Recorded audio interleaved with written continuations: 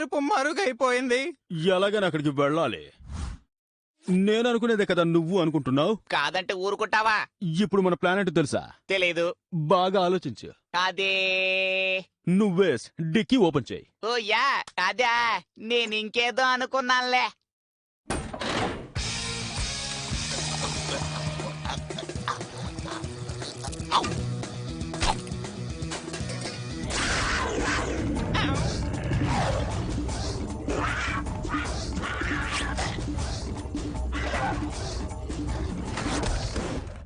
మీరు అదే స్పీడ్ మీద ఉండండి, నేను వెనకాల వస్తున్నాను.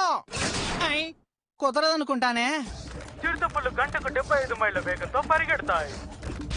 మీరందరూ ఎంతో ఆశగా ఎదురు చూస్తున్న సాహసం ప్రారంభం కాబోయే సమయం. కానీ బిల్లీ స్టంప్స్ తో ప్రయాణం చేయడానికి ఆ గోళ్లని